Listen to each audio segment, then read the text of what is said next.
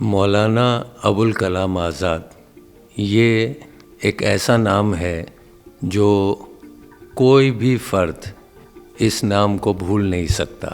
آج ان کا یوم پیدائش ہے۔ میں آپ کو مولانا آزاد کے بارے میں یوم پیدائش کے دن کچھ بتاتا چلوں۔ مولانا آزاد ہندوستان کے پہلے ایجوکیشن منسٹر تھے اور ساتھ میں انہیں بھارت رتنا کا خطاب بھی دیا گیا تھا۔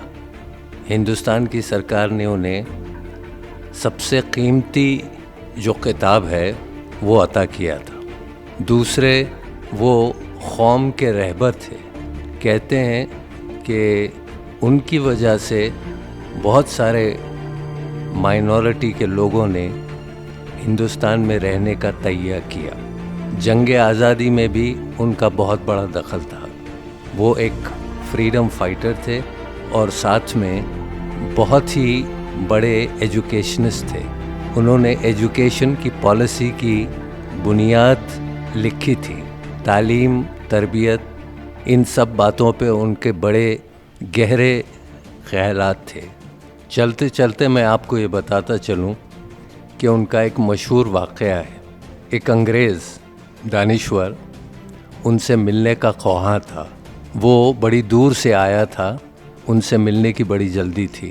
کسی نے اس کو کہا کہ مولانا جو ہیں کافی دور پر رہتے ہیں، اور اس نے اس آدمی سے کہا کہ مجھے لے کے چلو، ابھی ملنا ہے مجھے۔ اس آدمی نے رضامندی ظاہر کی اور انگریز کو لے کر مولانا کی طرف چل پڑا۔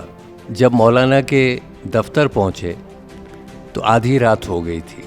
تو مولانا نے جب دروازہ کھٹکھٹایا تو مولانا اٹھے اور استقبال کیا انگریز کا، اور اس کو بیٹھنے کے لیے کہا۔